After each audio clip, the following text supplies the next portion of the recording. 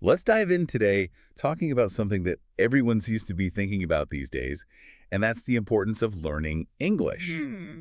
But we're not just talking about getting by with a few phrases on vacation. We're going deeper. Yeah, it's really interesting, isn't it? I think people get so caught up in the how of learning a language. Like what are the grammar rules? What are the words I need to know? They forget to take a step back and think about the why behind it all. Yeah, it's like, why bother with all the verb tenses if you don't know what they'll actually do for you, right? Exactly. And that's something all of our sources really seem to emphasize. It's not just about speaking the language, it's about what you can actually do with it. So, all right, paint me a picture here. What are we talking about? What's the why? Well, one study we came across actually found that job postings that required English proficiency received a whopping 30% more applications, Wow. which just goes to show you the edge you get in the global job market just by knowing this one language. That's huge. Yeah. I mean, 30% more applications. That's like you're automatically up against way less competition. Exactly. Talk about a career booster. Absolutely. And it's not just about getting your foot in the door either.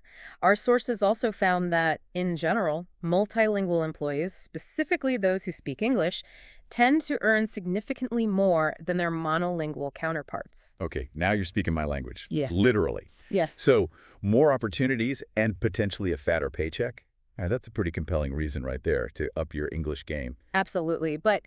And it goes beyond just the financial benefits, too. Imagine, like, being able to travel to a new country and seamlessly converse with the locals, really delve deeper into their culture, their experiences. Well, instead of just relying on that rusty phrase book from who knows when. Exactly. Yeah, no, I'm all for, like, really having those authentic interactions, and actually connecting with people when you travel. Precisely. And let's not forget about personal growth.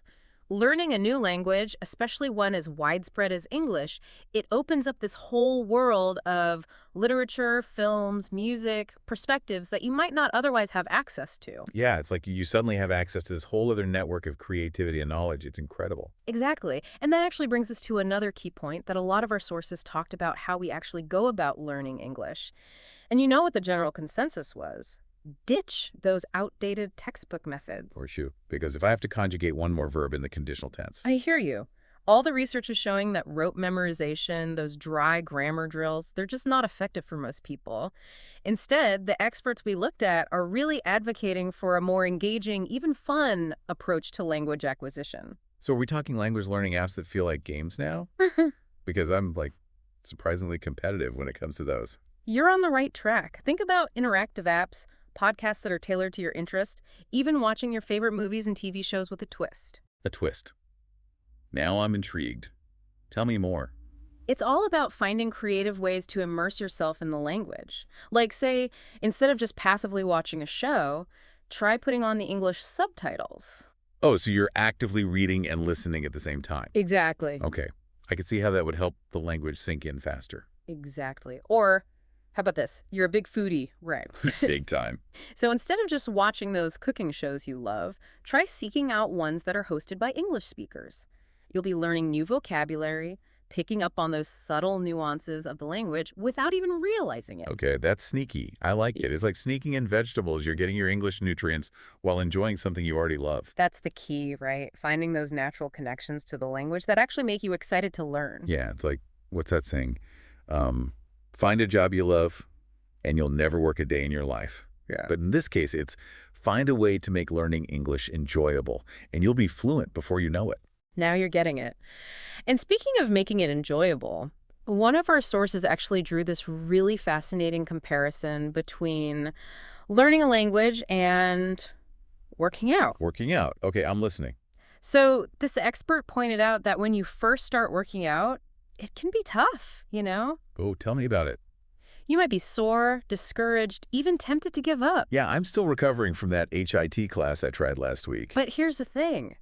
If you can push through those initial hurdles and you find a workout routine that you actually enjoy, maybe it's dancing, swimming, hiking, whatever, it stops feeling like a chore. Right. It becomes something you look forward to. Okay, I see where you're going with this. Right. So finding that sweet spot between challenge and enjoyment, that's crucial for language learning too. Precisely. Because if you're dreading those English practice sessions, you're much less likely to stick with it and actually make any real progress. Right. But if you can tap into those passions and make it fun, it becomes a natural, rewarding part of your life. Yeah, it's like that aha moment when you realize you've been watching a whole movie in English without even needing to glance at the subtitles. Exactly. And those little victories, they build on each other. Hmm. Which reminds me, one of the experts we looked at offered a really great strategy for staying motivated, and it's called spaced repetition. Okay, break that down for me. Spaced repetition. So it's this idea that instead of cramming all that vocabulary at once, you space out your review sessions over days or even weeks.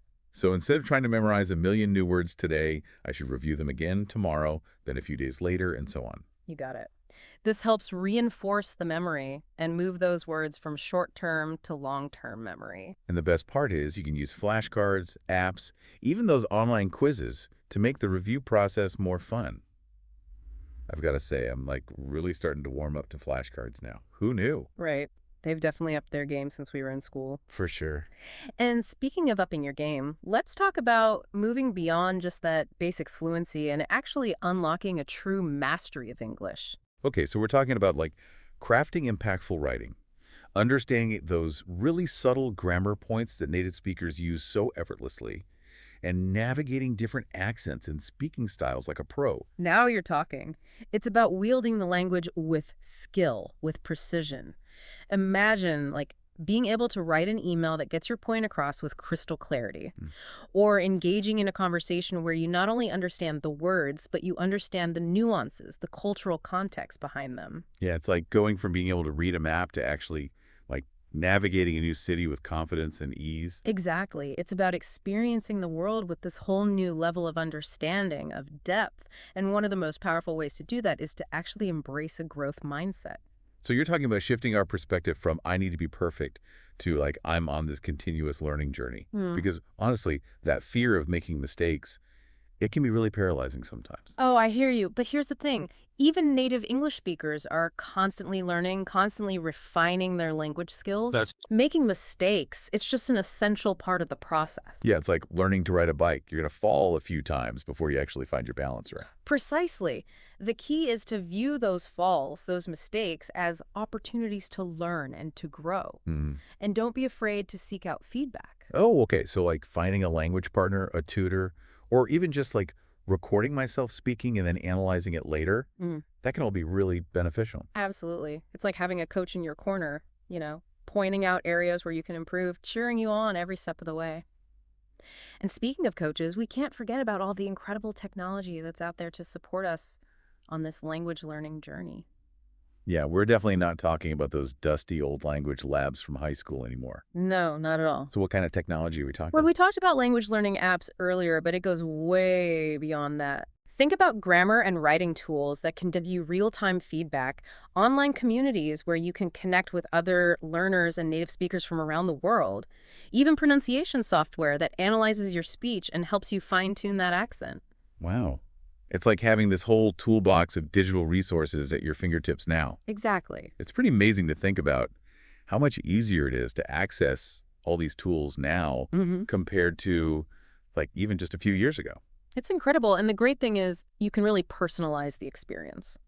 Find the tools and resources that really align with your learning style, with your goals, because what works for one person might not work for another. Right. It's all about finding what clicks for you. Exactly. Speaking of which, one thing that really resonated with me from the research was this emphasis on active learning. Absolutely. So passive learning, like just consuming English content, like movies or music, that can be helpful for exposure. But to actually like really internalize the language, you've got to actively engage with it, right? So it's not enough to just like have the TV on in the background while I'm doing the dishes. If you really want to see significant progress, no. It's about actively listening for those new words and phrases, pausing, repeating what you hear, taking notes, and then actually trying to use those new language tools in your own conversations and your own writing. So instead of like just binge watching my favorite show, I could like pause every now and then to write down a new word or phrase I hear.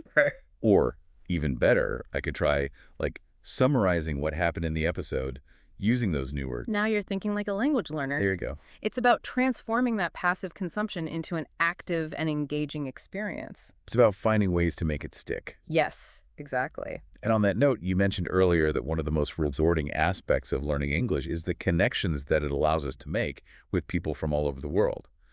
And on that note, you mentioned earlier that one of the most rewarding aspects of learning English is the connections that it allows us to make with people from all over the world. It's true. Think about it.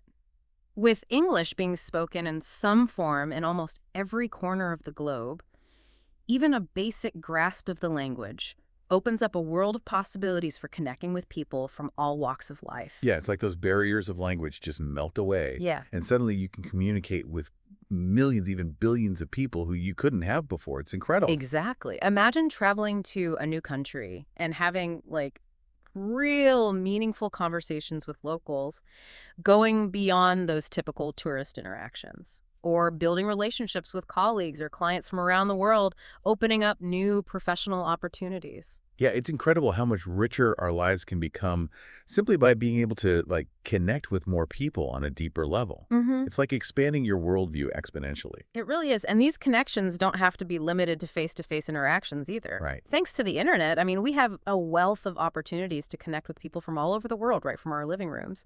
Right? Like online communities, language exchange platforms, even Yeah. social media groups Yeah. dedicated to connecting English learners and native speakers. Mm-hmm. The possibilities are kind of endless. They are. That's what I love about all of this. It's never too late to start, and even small steps can make a really big difference. Speaking of which, do our experts have any, final words of wisdom to kind of keep us motivated on this journey? They do, and it's something we've kind of touched on throughout our deep dive here. Celebrate your progress.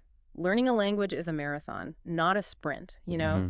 There will be challenges, but it's so crucial to acknowledge those milestones, big and small, and just celebrate how far you've come.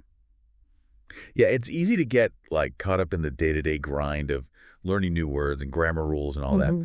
But taking a moment to actually, reflect on your achievements, it can be incredibly motivating. Absolutely. Whether you've just mastered a tricky grammar concept or you held your first conversation with a native speaker, those victories, no matter how small they may seem, they are worth celebrating. Because those small wins build confidence, and they keep us moving forward on this path to fluency. Exactly. And speaking of taking action, it's time for our final thought-provoking question for our listeners today. Okay. Are you ready? I'm ready. All right, so we've explored all these incredible benefits of learning English, uncovered some really engaging strategies to make the process, enjoyable, effective, but now it's time to actually put this knowledge into action. So here's the question. What one thing will you commit to doing today to start your own English learning adventure? It could be anything from downloading a language learning app to, like we were talking about, finding an English language podcast that aligns with your interests. The key is to just take that first step and start building that momentum. Yes, remember, even those small actions, when done consistently, they can lead to really remarkable results. So don't be afraid to start small, find what you enjoy, and most importantly, have fun along the way. Exact. Who knows, maybe in a few months you'll be back here sharing your own English learning success story. I love. That's what we like to hear. And on that note, we'll wrap up this deep dive into the power of learning English. We hope you feel inspired, motivated, and ready to unlock a whole world of opportunities out there. Until next time, happy learning.